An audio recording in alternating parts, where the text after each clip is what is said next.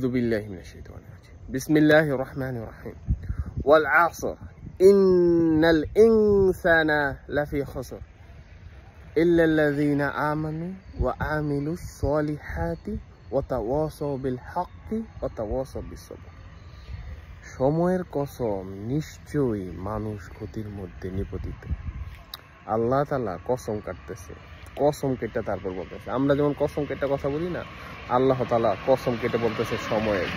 যদিও মানুষের জন্য কসম আল্লাহ ব্যতীত কারো কাটা যাবে না, আল্লাহ তাআলা করতে পারবেন। আল্লাহ সময়ের কসম কেটে বলতেছে যে নিশ্চয়ই মানুষ ক্ষতিতে নিপতিত, শুধু তারা ব্যতীত যারা ঈমান আনছে, নেক আমল করছে এবং হকের পথে রয়েছে এবং সবর করছে।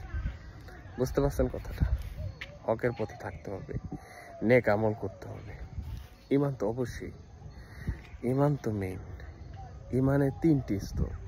এক হচ্ছে অন্তরে বিশ্বাস করা, মনে স্বীকার করা, অন্তরে বিশ্বাস করা, মুখে স্বীকার করা এবং বাস্তবায়ন করা ইবাদতের মাধ্যমে।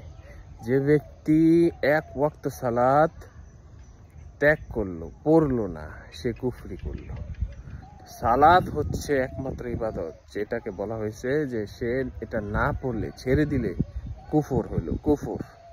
কুফর আরবি শব্দ। কুফর অর্থ অস্বীকার করা। যে সালাত পড়লো না, সে অস্বীকার করলো। কারে অস্বীকার করলো? আল্লাহরে অস্বীকার করলো। একমাত্র সালাতের ব্যাপারে বলা হয়েছে, রোজার ব্যাপারে বলা হয় নাই, হজ জাকাতের ব্যাপারে বলা হয় নাই যে এটা আদায় না করলো সে কুফর করলো, গুনাহগার হইলো, ফরজ তরফ করলো। কিন্তু কুফর হবে শুধুমাত্র সালাতের ব্যাপারে। এই জন্য সালাত অবশ্যই আদায় করতে হবে। যদি 2 ওয়াক্ত, 4 ওয়াক্ত, 5 ওয়াক্ত সালাত পড়ার সময় না হয়, ঘুমায় থাকেন, যে অবস্থায় হোক, একসাথে হইলেও সবগুলো পড়তে হইব, সালাত পড়তে হইব। তাই সালাত পড়ুন ইনশাআল্লাহ। আসসালামু আলাইকুম ওয়া রাহমাতুল্লাহ।